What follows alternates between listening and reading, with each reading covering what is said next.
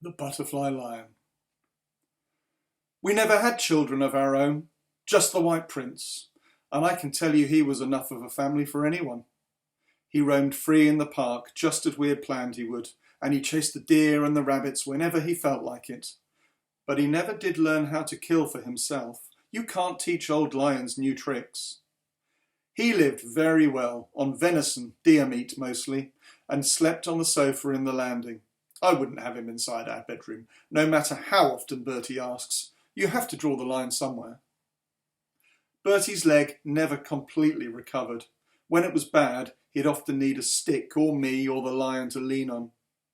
It pained him a lot, particularly when the weather was cold and damp, and he never slept well. On Sundays, the three of us would wander the park together, and he would sit on the top of Wood Hill with his arm around his old friend's neck, and I would fly kites.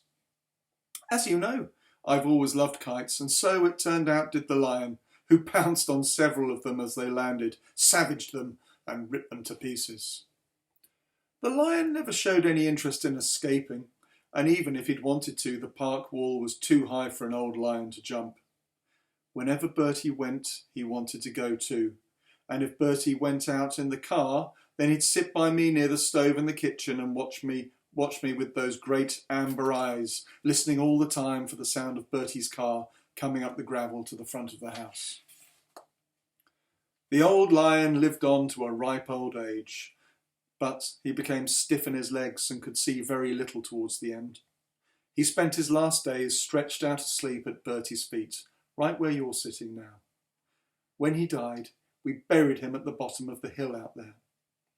Bertie wanted it that way so he could always see the spot from the kitchen window. I suggested we plant a tree in case we forgot where he was. "I'll never forget," he said fiercely, "never. And besides, he deserves a lot more than a tree." Bertie grieved on for weeks, months after the lion died. There was nothing I could do to cheer him or even console him.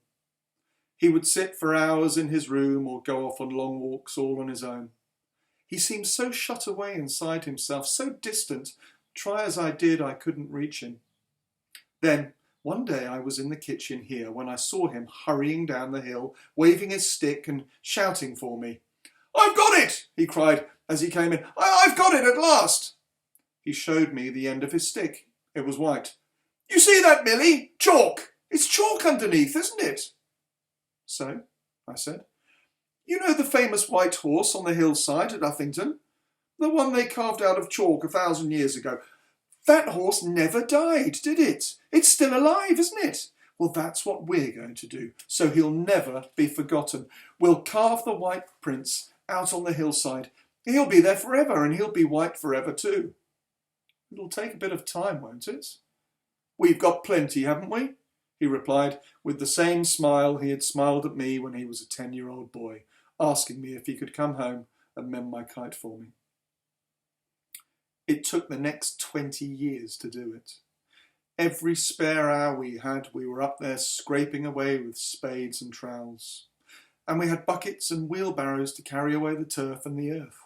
It was hard, back-breaking work, but it was a labour of love. We did it, Bertie and I. We did it together. Paws, claws, tail, mane, until he was whole and perfect in every detail.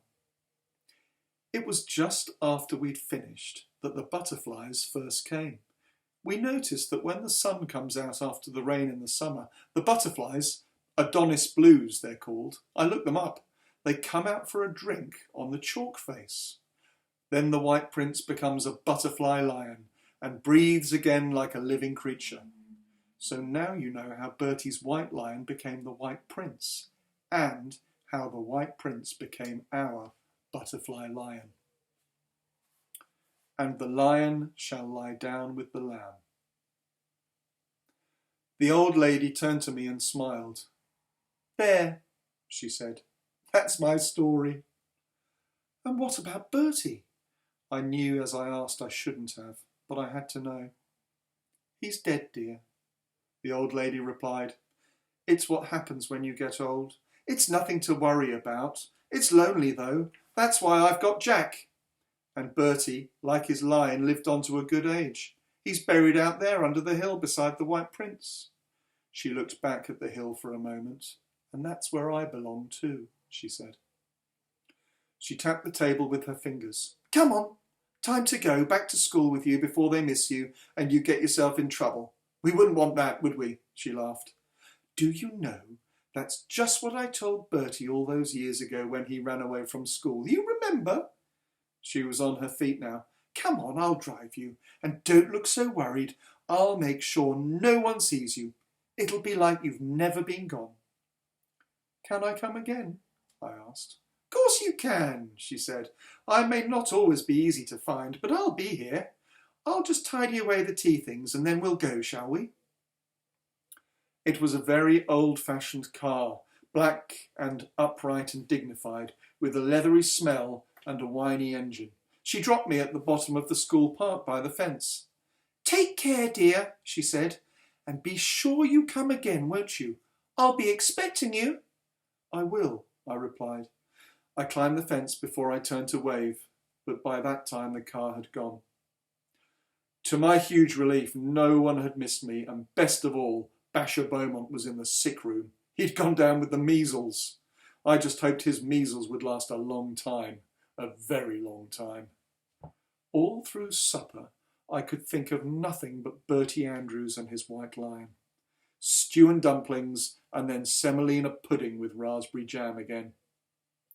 It was as I was picking my way through the slimy semolina that I remembered Bertie Andrews had been at this school. Maybe, I thought, maybe he'd had to sit here and eat slimy semolina just as we do now. I looked up at the honours board around the dining hall, at the names of all the boys who had won scholarships over the years. I looked for Bertie Andrews. He wasn't there. But then I thought, why should he be? Maybe, like me, he wasn't brilliant at his schoolwork. Not everyone wins scholarships. Cookie, Mr. Cook, my history teacher, was sitting beside me at the end of my table. Who were you looking for, Morpurgo? He asked suddenly. Andrews, sir, I said. Bertie Andrews. Andrews? Andrews? There's an Albert Andrews, who won the Victoria Cross in the First World War. You mean him?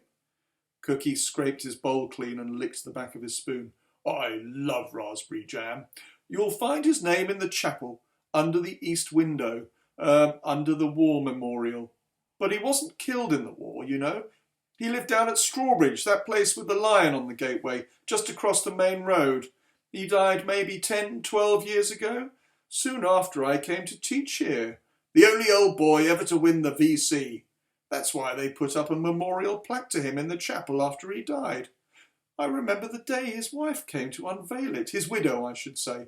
Poor dear, just herself and a dog in that great big place. She died only a few months later. Broken heart, they say. You can, you know, you can die of a broken heart. That house has been empty ever since. No family to take it on. No one wants it. Too big, you see. A shame. I said I wanted to be excused, to go to the toilet.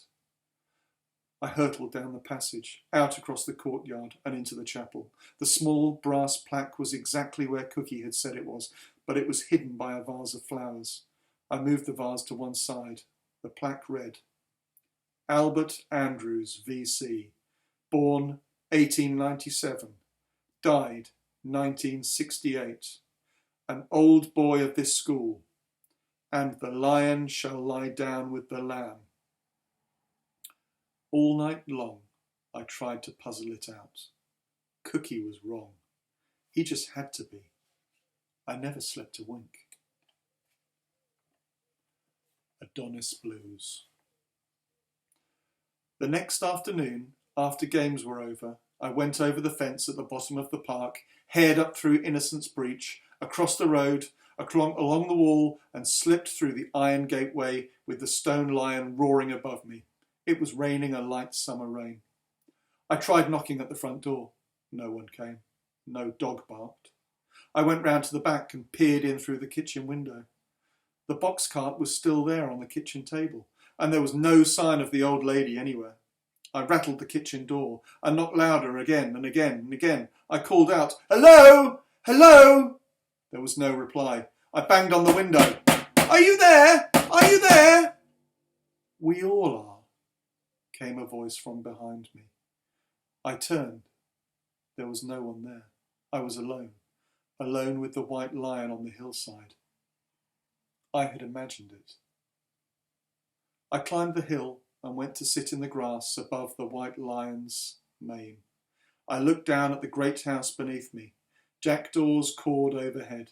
There was bracken and grass growing out of the gutters and around the chimney pots. Some of the windows were boarded up. Drain pipes hung loose and rusting. The place was empty.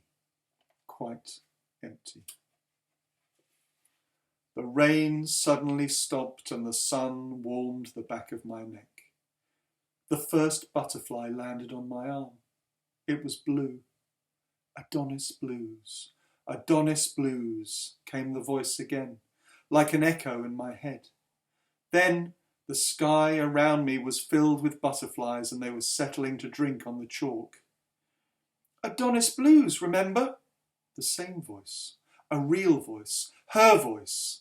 And this time I knew it was not in my head. Keep him white for us, there's a dear. We don't want him forgotten, you see, and think of us sometimes, won't you? I will, I cried. I will. And I swear I felt the earth tremble beneath me with the roar of a distant lion.